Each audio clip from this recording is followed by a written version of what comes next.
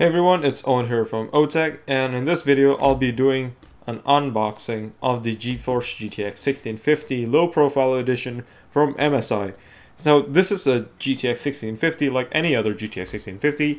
It's based on a touring architecture with GDDR5 on this version. Supposedly they're coming out with the GDDR6 version, so that'll be interesting to see. But the interesting thing about this card is because it's a half-height card as a low profile card.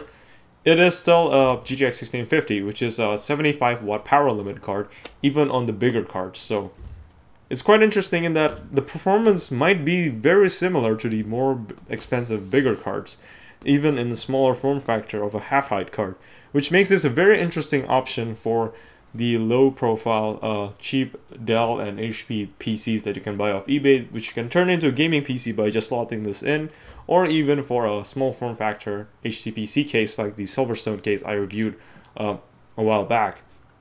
But yeah, let's take a look at the box and then we'll talk about this card even more once we get inside. There really isn't much. There's just a picture of the card and also some features on the back.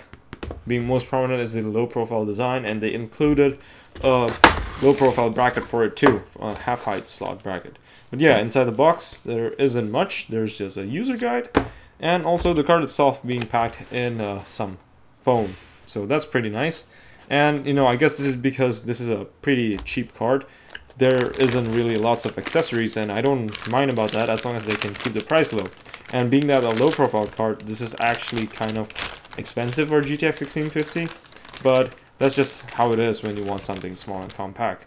But yeah, inside the anti-static plastic bag, here you see the GTX 1650 low profile card from MSI. And as you can see, it has two fans for the cooling assembly, and the cooling system itself is just a small piece of extruded aluminum. There's nothing fancy about it, but there is some thermal pads contacting the heatsink to the memory chips on the board, which is a bit different compared to the older generation GTX 1050 that I had before. And with this card, as you can see, there isn't any power connector because this is all powered by the slot.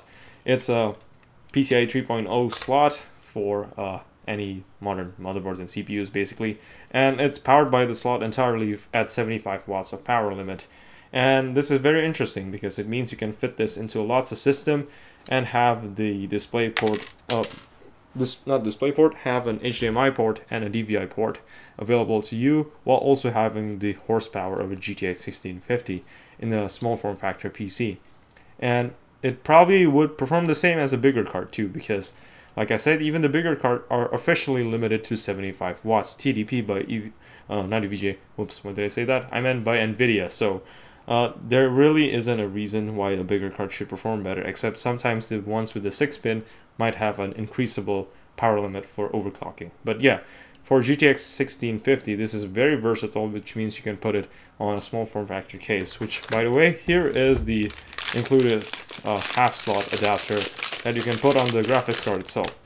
So they included this slot, and this kind of just goes over here, and as you can see, this is really half the well, not quite half, but you know, a lot shorter in size compared to the bigger full-size PCIe slot that's available on the card by default. But yeah, this is the card itself. There's just a simple heatsink and two fans. There isn't much to say about it, but one thing that is quite interesting to me is that if you can see closely here, there is the shunt resistor there, which is used for power limiting.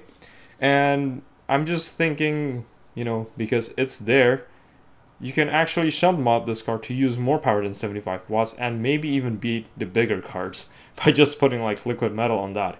Obviously, it's not quite the most recommended thing to do because that means you'll be overdrawing over 75 watts through the slot, which is not the best thing to do. But hey, you know, it shouldn't burn up motherboard instantly, so technically I think it should handle it just fine even if you do that.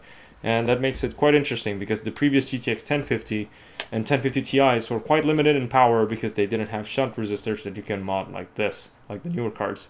But yeah, there isn't much else to talk about in this card, but I'm not sure I'm going to be testing it because I kind of took apart my HTPC. I was planning on using it on that, but I think I'm not going to end up using it. So this might be the only video you'll see of me on this card.